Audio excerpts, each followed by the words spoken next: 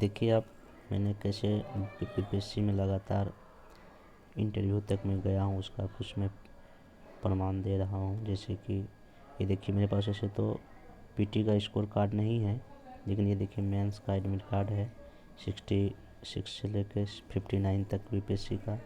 फिर आप देख सकते हैं ये इसमें 60 से 62 यूपीएससी मेंस जो मैं दिया हूँ उसका ये मेंस का एडमिट कार्ड है। फिर देखिए यहाँ यहाँ ये जो 63rd जो हुआ था इसका स्कोर कार्ड मेरे पास है। देखिए इसमें मैंने 93 मार्क्स लाया था और मेरा पीटी इसमें क्वालिफाई हुआ था, ठीक ना। उसके बाद 64 देखिए यूपीएससी में पीटी में मेरा स्कोर 100 मार्क्स था और मैं इसमें भी क्वालिफाई किया था, ठीक ना। फिर आप देख सकते हैं 65 यूपीएससी का, इसमें भी मैं देखिए क्वालिफाई किया था और हमको 100 मार्क्स इसमें पीटी में आया था। फिर देखिए ये 66 यूपीएससी मेंस का एडमिट कार्ड है, मैं 66 यूपीएससी का भी मेंस दिया हूँ, इसका मतलब पीटी मैंने पास किया ही था, ठीक ना। तो आप देख सकते हैं मैं लगातार कैसे पिछले 5 बार से 6 बार से मैं यूपीएससी पीटी हर एक बार क्वालिफाई कर रहा हूँ और मैं इंटरव्यू भी दे रहा हूँ। हालांकि मेरा फाइनल सिलेक्शन अभी नहीं हुआ है, लेकिन मैं आपको बता रहा हूँ कि कैसे आप पीटी को अच्छे ढंग से पास कर सकते हैं, उसके कुछ कैसे करेंगे जिससे आप पीटी जो है सही ढंग से पास कर सकेंगे और एक बार भी इसमें पीटी में कभी फेल होने का चांस ही नहीं होगा। इसलिए जो मैं आपको जो सोर्स बता रहा हूँ, जो बुक बता रहा हूँ, उसको फॉलो कीजिए और अभी 2.5 महीने सही ढंग से पढ़ाई कीजिएगा तो आपका ऑब्वियस सी बात है पीटी क्वालिफाई हो जाइएगा। Thank you.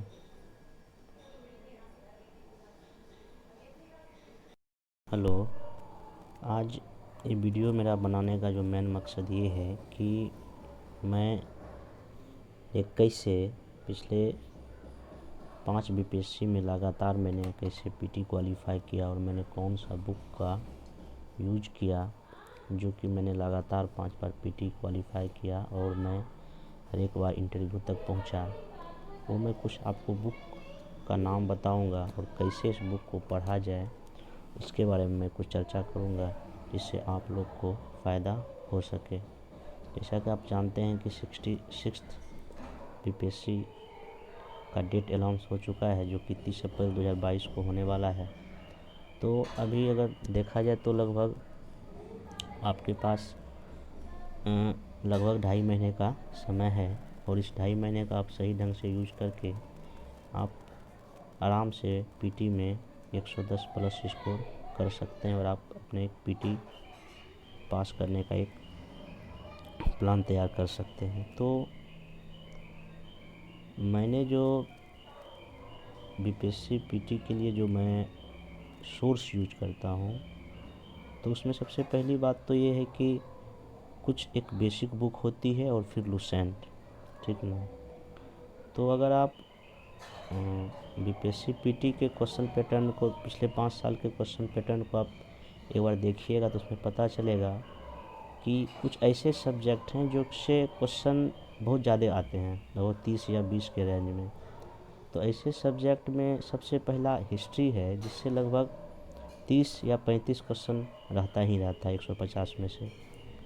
तो हिस्ट्री हो गया, फिर साइंस हो गया, फिर करंट अफेयर्स हो गया, बिहार स्पेशल हो गया।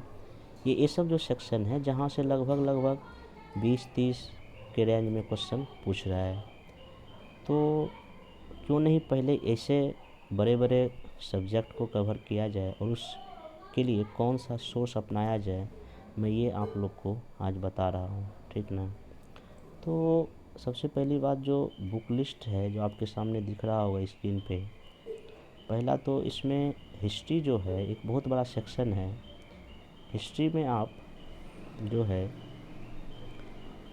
प्राचीन भारत अगर आप पढ़िएगा और मध्यकालीन भारत, इसके लिए देखिए इसमें क्या है कि प्राचीन और मध्यकालीन भारत में लगभग बीपीएससी जो क्वेश्चन पूछता है वो लगभग अराउंड 10 के आसपास, दोनों से मिला के 10 या 12, प्राचीन और मध्यकालीन से मिला के। तो प्राचीन का अगर आप देखिएगा इसमें आपको पता चलेगा कि खास करके इनका जो सबसे फेवरेट टॉपिक है, एक सिंधु घाटी सभ्यता, दूसरा मगध एम्पायर जो मगध साम्राज्य है उससे इनका बहुत बड़ा क्वेश्चन रहता है, और महात्मा बुद्ध और महावीर, ठीक ना, और गुप्त साम्राज्य। ये जो 4 एरिया है, सिंधु घाटी सभ्यता हो गया, मगध साम्राज्य हो गया, फिर आपका गुप्त काल हो गया, और महात्मा बुद्ध और महावीर का जो पूरा जो उनके बारे में है, ये जो 4 सेक्शन है, यहाँ से आपको मैक्सिमम क्वेश्चन जो है मिल जाएंगे। तो मैंने जो यूज किया कि जो लुसेंट का जो हिस्ट्री, जो जनरल नॉलेज, जो सामान्य ज्ञान का जो बुक है, उसका प्राचीन भारत का सेक्शन मैंने उसी से किया।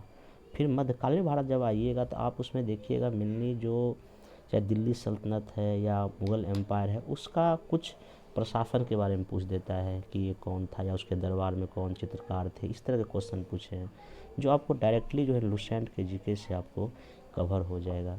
तो मैं जो कोशिश किया प्राचीन और मध्यकालीन भारत के लिए, लुसेंट को ही मैंने बेस बनाया था, उसी को मैं बार बार रिवाइज किया, उसी का मैं कुछ नोट्स बनाया, और थोड़ा बहुत मैंने एनसीईआरटी भी पढ़ा था। लेकिन हिस्ट्री में प्राचीन और मध्यकालीन सेक्शन के लिए, मेडिवल सेक्शन के लिए और एंशिएंट सेक्शन के लिए लुसेंट जीके मेरे ख्याल से सफिशिएंट है। उसको आप जितना बार रिविज़न कर सकें उसको सही ढंग से पढ़ सकते हैं, उससे आप काम हो जाएगा। अब सबसे बड़ा रहा आधुनिक या मॉडर्न, ये एक बहुत बड़ा सेक्शन है। यहाँ से अगर बीपीएससी अगर हिस्ट्री में अगर 30 क्वेश्चन पूछती है तो समझिए कि 20 क्वेश्चन आपको तो मॉडर्न हिस्ट्री से आपको डायरेक्टली मिल जाएंगे। तो इसके लिए क्या किया जाए, तो मॉडर्न हिस्ट्री के लिए एक बुक जो सबसे बेस्ट है उसका नाम है स्पेक्ट्रम। आपको स्पेक्ट्रम की बुक खरीदनी है, उसमें से, और आप देखिए कि क्वेश्चन पेपर जब देखिएगा तो खास करके जो है 1757 से लेके 1947 तक की जो भी घटनाक्रम है, प्लासी युद्ध से लेके 1947 आज़ादी तक जो भी घटनाक्रम है, चाहे 57 की क्रांति हो या महात्मा गांधी का राष्ट्रीय आंदोलन है, खास करके आंदोलन से क्वेश्चन बहुत ज़्यादा पूछ रहा है, जैसे कि सविनय अवज्ञा कैसे शुरू हुआ, किसके वजह से शुरू हुआ, या जैसे कि कई सारा भारत छोड़ो आंदोलन से, असहयोग आंदोलन से, गदर आंदोलन से, इस तरह से जो राष्ट्रीय आंदोलन जो मेन जो घटना हुआ है, और कई सारा व्यक्तित्व, जैसे कि इनका, जैसे पिछली बार पता था महात्मा गांधी कहाँ से पढ़ाई किए थे, या महात्मा गांधी मात्र किस अधिवेशन में एक ही बार जो कांग्रेस के अध्यक्ष बने थे, इस तरह क्वेश्चन जो हैं, या खास करके जो कांग्रेस का जो प्रारंभिक चरण है, जैसे कि 1885 में जब कांग्रेस की स्थापना हुई और तब से लेकर 1905 तक जो उदारवाद का जो एक चरण होता है,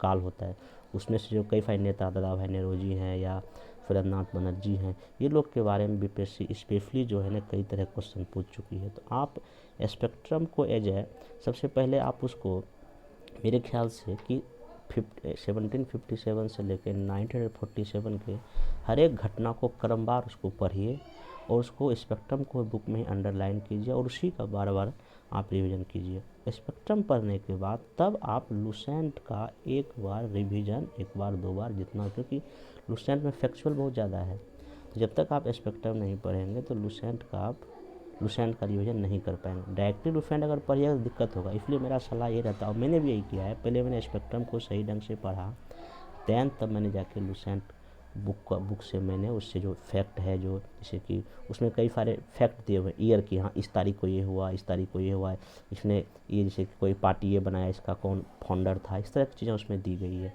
तो मैंने लुसेंट से हेल्प लेके उसको पूरा मैंने एक हिस्ट्री का पूरा तैयार किया है, ठीक है। तो आप हिस्ट्री के लिए प्राचीन और मध्यकालीन में लुसेंट को आप सोर्स मान सकते हैं, और दूसरा मॉडर्न हिस्ट्री के लिए मैं बोलूँगा स्पेक्ट्रम, और आप लुसेंट को जो है बेहतर ढंग से कर सकते हैं, ठीक है।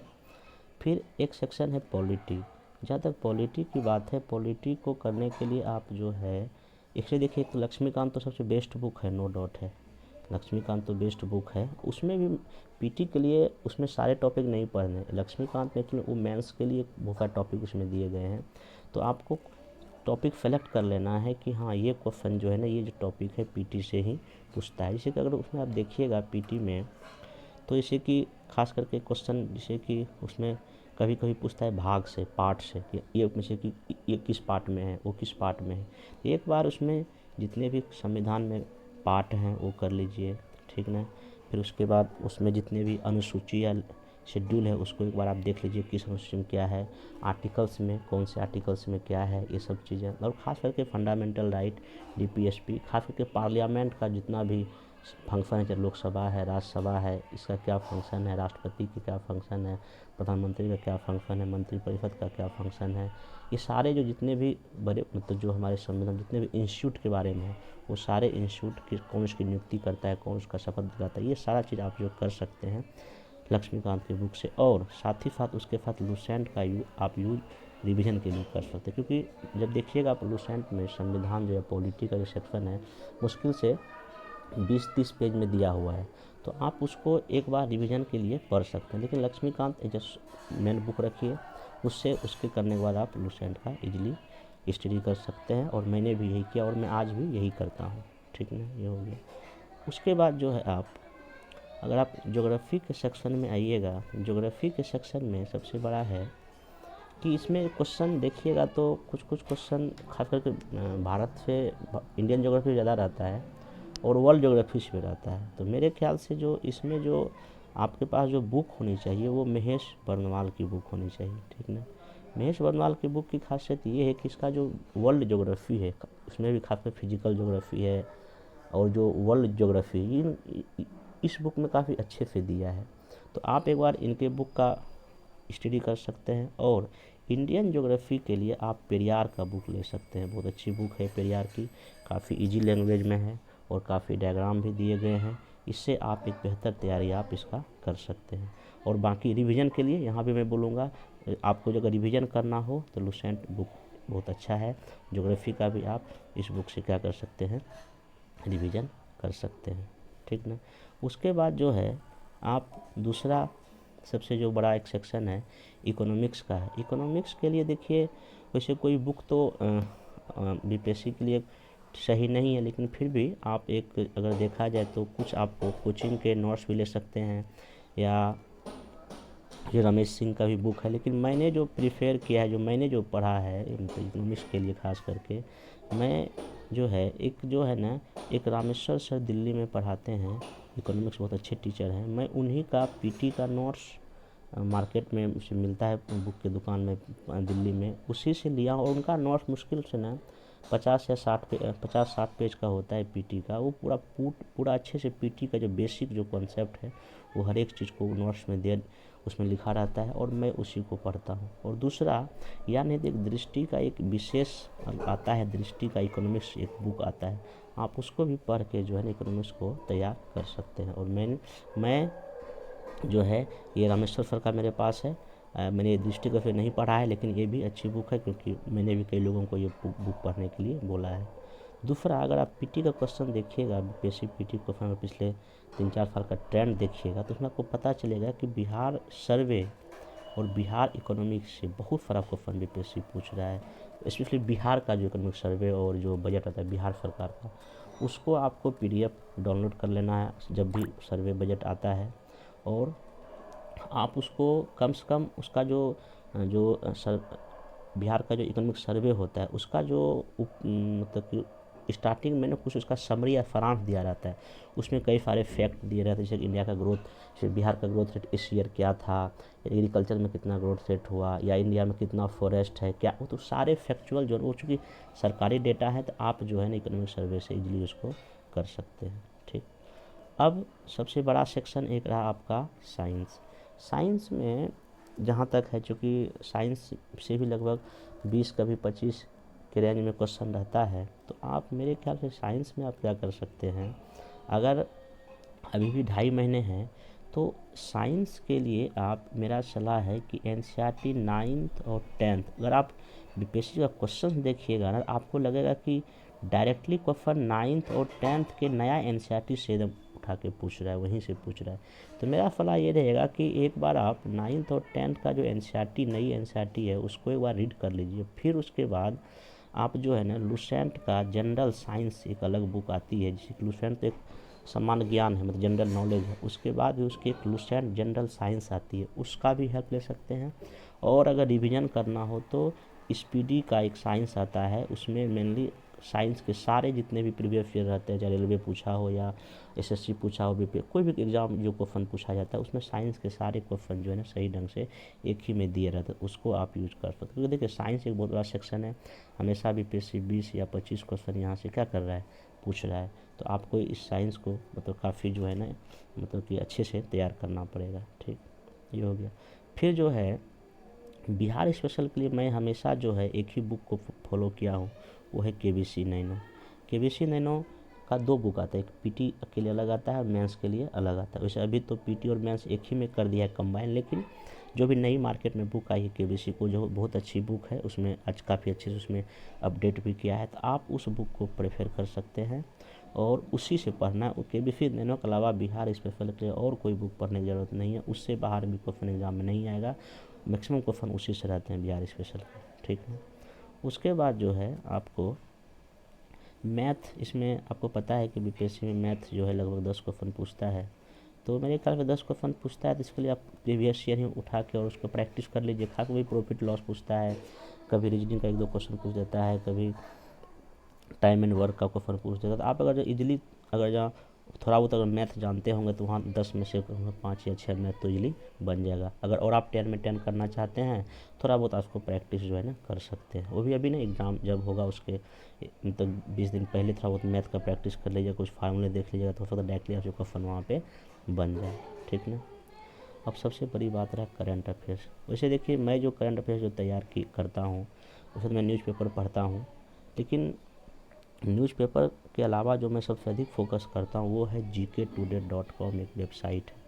इस वेबसाइट पे जो आप जाइएगा तो देखिएगा, पता चलेगा कि वो डेली बाय डेली जितना भी चीज़ें अंतर्राष्ट्रीय नेशनल या जो भी चीज़ें हैं इकोनॉमिक जो भी न्यूज़ें होती है, वो सारा घटनाक्रम जो है ना वो पॉइंट वाइज लिख देता है। तो मैं क्या किया, हमेशा यही करता हूँ कि gktoday.com में जाके हर डेली सुबह या शाम में मैं उसमें जो भी दिन भर की खबरें आई रहती उसका मैं एक अपना खुद का नोट्स बना लेता हूँ। ठीक ना। तो आप भी कोशिश कीजिए कि gktoday.com में जाके उस लगभग पिछले 1 साल का अगर एग्ज़ाम बीपीएससी 30 अप्रैल को ले रही है, तो मान लीजिए कि फरवरी 2000 या मतलब अप्रैल 2021 से लेके 15 मार्च तक का आप 15 अप्रैल तक का जो है ना आप करंट जो है ना उससे कर सकते हैं। दूसरा नहीं तो इटोरिया का भी करंट अच्छा है और स्पीडी का भी अच्छा है, इसमें से दोनों कोई मार्केट आप खरीद के उसका एक अच्छा तैयारी कर सकते हो। और मैं लेकिन मेनली जीके टुडे को ही मतलब कि फॉलो करता हूँ डेली, उसी से मैं अपना नोट्स बनाता हूँ और वही मेरा तैयारी का बेस है।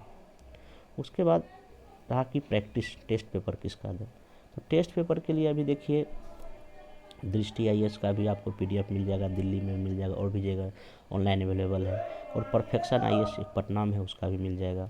तो किसी भी दोनों में से किसी कोचिंग का जो है लगभग 10 मॉक टेस्ट जो है ना अपने घर में बैठ के मतलब कि वीक में एक दे दीजिए, अभी 2.5 महीने समय है, तो कम से कम 10 मॉक टेस्ट देने से ये होगा कि आपको अपनी गलतियों को सुधारने का क्या मिलेगा, मौका मिलेगा। ये कर सकते हैं। तो बाकी मैं अभी वीडियो के साथ मैंने अभी जितना भी बताया हूँ, आप इसको वीडियो में इस चीज़ों को फॉलो कीजिए, और मैं आपको इस वीडियो में या अगले वीडियो में देखता हूँ जो आपको जो है ना मैंने कैसे मेंस लिखा है, मेंस में कितना हमको मार्क्स आया है, वो सारे इंटरव्यू मैंने कब कब दिया है, वो सारी चीज़ें मैं आपको वीडियो के माध्यम से बताऊँगा। उम्मीद है कि आप इस चीज़ को फॉलो करेंगे और बीपीएससी में एक अच्छा परफॉर्मेंस देंगे और पीटी पास करेंगे। धन्यवाद।